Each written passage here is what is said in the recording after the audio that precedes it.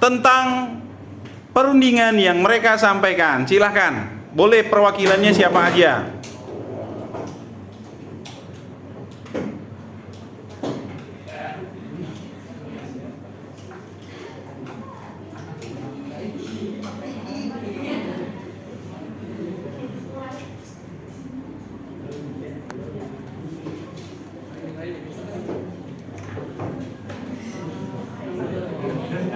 Kelompok pertempuran tidak ada menanggapi.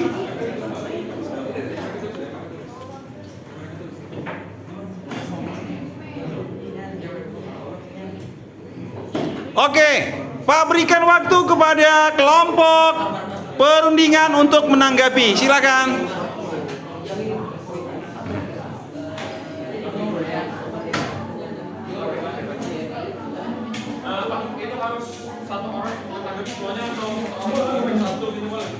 Boleh, silakan aja.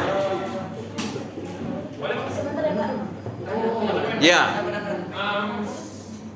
Selanjutnya bakal saya lanjutkan untuk membahas salah satu poin dari yang tim kemerdekaan bilang, yaitu biasanya kan ada satu poin yang menjelaskan bahwa kalau kita merdeka lewat perundingan itu masih dikontrol oleh penjajah, apakah betul? Nah, saya bukan sedikit, malah sangat berkontra dengan apa yang dibilang oleh pihak kemerdekaan oleh perang, karena itu semua tergantung dengan cara diplomasi kita atau cara perundingan. Kalau kita berhasil merunding dengan mengajak hati mereka agar tidak menjajah lagi dan juga melakukan kerjasama yang dapat menguntungkan sesama, itu kita masih tidak tapi tidak lagi terjajah dalam artian dijajah full seperti itu. Walaupun kalau kita menang lewat pertarungan juga, pada akhirnya misalnya kita kerjasama dengan mereka, tapi malah untuk mereka terus menerus, sama aja kayak masih dijajah. Seperti Indonesia zaman sekarang, walaupun masih menang lewat diplomasi, walaupun dengan pertempuran, masih saja dikontrol oleh negara lain karena lewat diplomasinya masih sangat kurang. Maka dari itu semua tergantung dengan cara diplomasi kita. Kalau kita berhasil melakukan kerjasama yang menguntungkan dua pihak, 50%, 50%, bukan hanya 90%, kita hanya untuk 10%, itu kita bisa menguntungkan kedua belah pihak dan mencapai kemufakatan, dan akhirnya kita dapat berdamai dengan negara itu, dan pada akhirnya malah saling menguntungkan antara sama lain, dan malah membangun relasi yang bagus antar negara dan dapat melakukan kerjasama lebih luas lagi selain satu kerjasama ini. Itu Pak yang poin saya ingin kontra dari pihak pendal. Oke, kelompok pertempuran silakan menanggapi terhadap kelompok perundingan.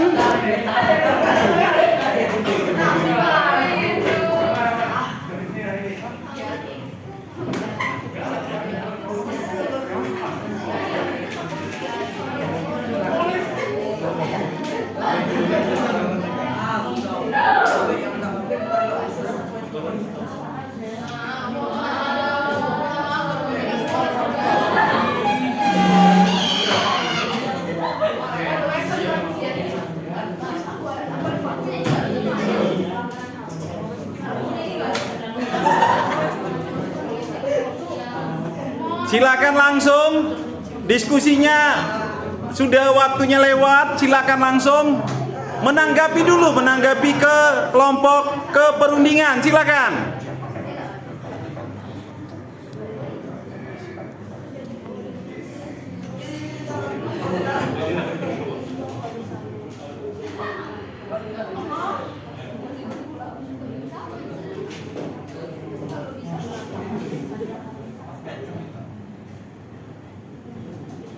Oke, Ted, habis waktu. Oke, Pak. Sekarang silakan. Baik, menanggapi pendapat Abang tadi, dan saya ingat apa yang tim diplomasi sampaikan tadi, bahwa jika kalian kemerdekaan dengan cara diplomasi bisa menguntungkan dua belah pihak dengan cara bekerjasama, betul? Nah, saya menyampaikan pendapat bahwa tidak semua negara bisa ada kerjasama. Pasti di peperangan yang lainnya ada satu belah pihak atau satu negara yang ingin mengambil posisi lebih tinggi. Maka saya ingin izin kontra dengan pendapat Ahmad tadi, karena tidak semua negara di dunia ini yang melakukan peperangan bisa diajak kerjasama. Dan juga contohnya, merdeka yang diataskan oleh perundingan, yaitu perundingan land bill yang ditandatangani pada 17 Januari 1948 itu ternyata juga cukup merugikan bagi Indonesia karena wilayah kedaulatan rakyat Indonesia menjadi semakin sempit dan diterapkannya aturan garis Bandung atau garis status quo. Dengan itu saya dapat bahwa tidak semua kemerdekaan dengan cara perundingan itu menguntungkan. Terima kasih. Oke, langsung lanjut pertempuran bertanya langsung. Kita buka sesi langsung tanya jawab ya. Silakan bertanya dari kelompok pertempuran kepada perundingan. Langsung bertanya, waktunya jangan lagi habis berunding.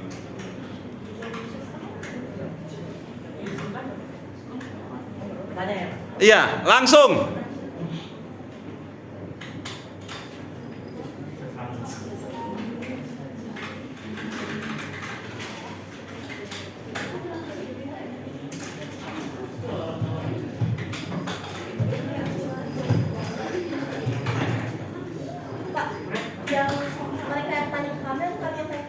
Mereka yang nanya. Apakah ada pertanyaan atau biar Pak berikan ke sesi mereka? Saya boleh Pak? Silakan. Baik, saya bertanya kepada pihak yang setuju dengan diplomasi. Saya ingin bertanya jika bagaimana diplomasi dengan perundingan menghasilkan suatu tujuan yang tidak mayoritas warga negara setujui. Bagaimana jika hasil dari perundingan itu malah mayoritas negara memilih pendapat lain dan tidak setuju dengan tujuan itu? Terima kasih. Silakan kelompok perundingan menanggapi. Yang lain juga boleh, silakan.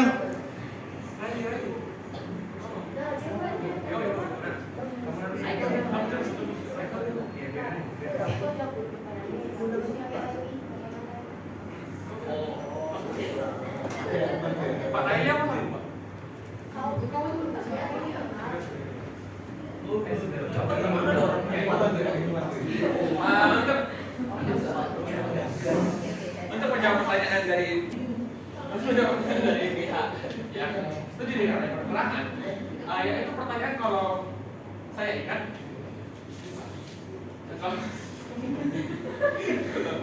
pertanyaannya kalau saya ingat itu mengenai gimana kalau hasil dari perundingan tersebut tidak dapat disetujui dengan warga negara.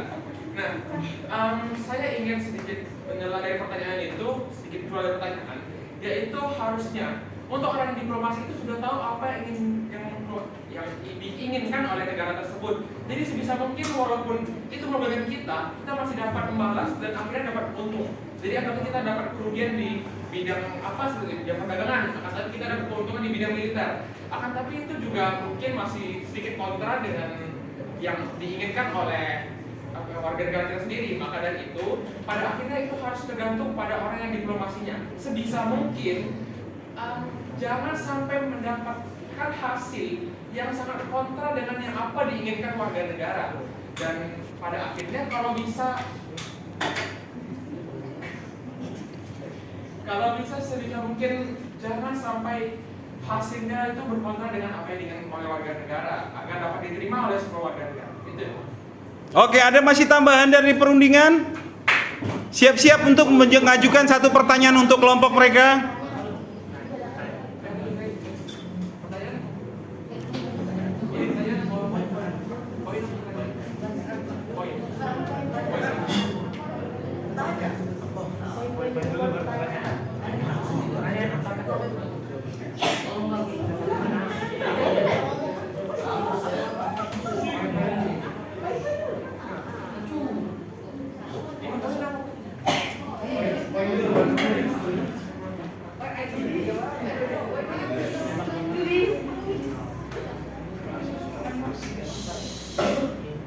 Baiklah, sepertinya tadi Ahmad juga penasaran karena tidak semua orang bisa berunding kan, dan tidak boleh orang-orang biasa saja.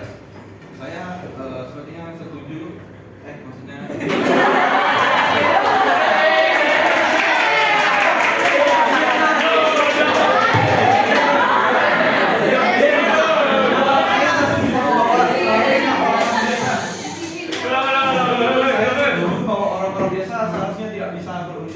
karena seharusnya yang bisa berunding hanyalah orang-orang yang pintar dan strategis. Ini akan meningkatkan kemungkinan untuk kita bisa mencapai kesepakatan yang lebih baik.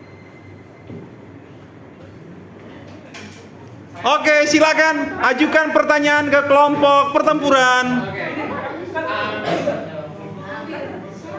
Saya ada satu pertanyaan di kelompok pertempuran. Jadi kan di poin kalian, di poin Anda itu ada ngomong bahwa dengan pertempuran, dengan diplomasi itu susah untuk mencapai kesepakatan dua belah pihak, betul? Dan juga dengan dua belah pihak tidak pasti diuntungkan, mungkin kita untung atau mungkin kita rugi, betul kan? Dengan diplomasi. Nah, tapi saya ingin bertanya, dengan adanya perang itu sudah menimbulkan kerusakan di dana, di masyarakat, kerusakan mental masyarakat, dendam, sarana, prasarana, dan lain sebagainya, pangan dan lain sebagainya. Itu sudah kerugian untuk kita yang walaupun perang menang, itu tetap saja banyak sekali kerugian dengan poin-poin tersebut sudah saya sebutkan. Nah, saya ingin bertanya, emangnya dengan perang, walaupun kita menang, bagaimana cara kita mengatasi kerugian yang kita dapat dari perang tersebut? Tidak hanya dari omongan dana, pangan, itu juga kalau kita bisa utang dengan negara lain, bisa utang itu saja kalau dana dan pangan. Akan itu bagaimana dengan dendam, mental, dan rasa sakit dan penderitaan masyarakat yang karena perang tersebut? Dan keluarga yang gila, ada yang meninggal lebih cepat, itu bagaimana cara mengatasinya? Dan juga bisa ada orang dendam dan akhirnya perang, dan mereka dendam perang terus menerus tidak akan berakhir kalau semua dendam terus. Makanya apa keuntungan dari perang tersebut? Saya ingin tanya. Terima kasih.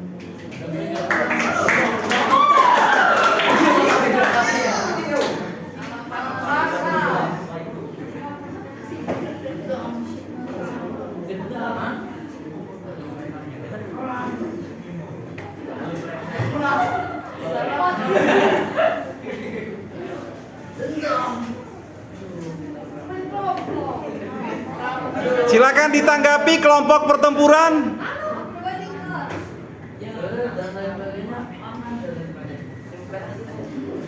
Baik, izinkan saya menjawab pertanyaan dari Amar. Oke, dari apa yang Amar telah sampaikan, Anda setuju bahwa jika peperangan akan menyebabkan kerugian yang banyak seperti prasarana, sarana dan lain-lain, benar?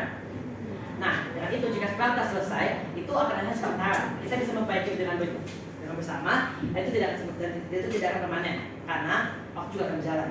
Dan saya akan menyampaikan poin kontra, yaitu jika kita merdeka dengan cara perundingan dan yang malah rugi adalah pihak kita, bukan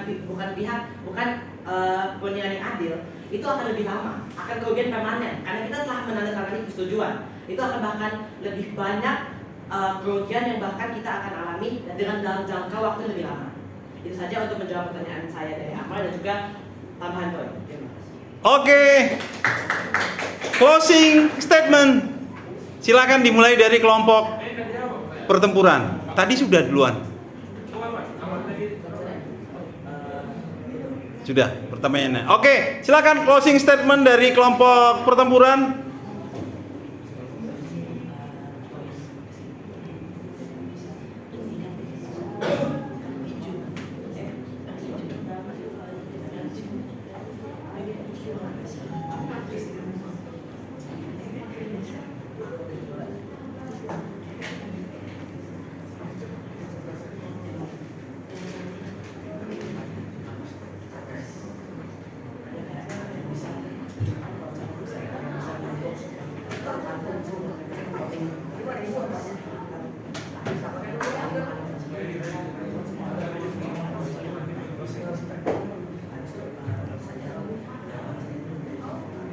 Untuk mempersingkat waktu, boleh langsung Amak langsung menyampaikan, atau siapa yang sudah siap, jangan ditunggu waktu kita terbatas. Silakan.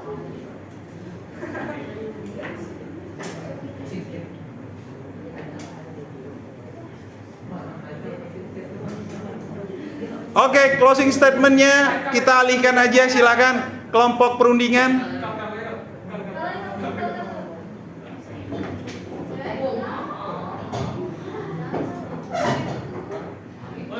Statement dari pihak kami dan pihak perundingan, saya ingin menyampaikan kalau emang terjadi peperangan terus dan kita merdeka dalam perang, seperti yang saya omong dalam poin sebelumnya, itu itu banyak sekali ada dendam dan banyak sekali kerugian, terutama di mental masyarakatnya. Walaupun itu kalah atau menang perang, karena banyak sekali dirugikan. Saya ingin menyampaikan, menurut saya perang itu sebenarnya bukan keinginan masyarakat, akan tapi keinginan yang ada di atas, atau bisa dibilang yang politik-politik, kepentingan politik pada akhirnya. Seperti yang, maaf kalau kita ambil contoh ke negara bagian barat, seperti di bagian Amerika itu ingin menyerang Iran, itu bukan karena masyarakatnya dendam, akan tapi karena kepentingan politik. Dan kepentingan politik itu sangat bertentangan, atau kepentingan pribadi sangat bertentangan dengan kepentingan negara. Dan hasilnya juga pada akhirnya tidak ada yang ingin perang, karena banyak sekali kerugian yang dihasilkan oleh perang tersebut. Oke, cukup. Silakan kelompok pertempuran ada closing statement. Kalau nggak ada kasih tahu ya, jangan nunggu lama.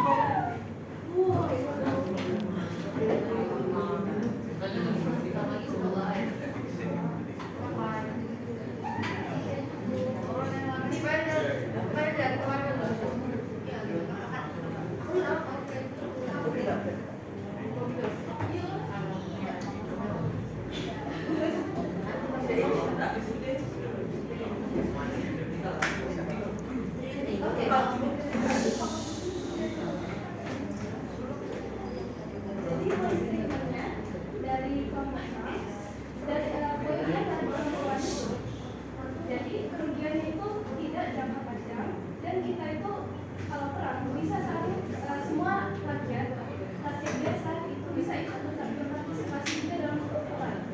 Jadi itu membuat negara kita juga menjadi lebih hebat, kuat, dan bisa lebih diakui.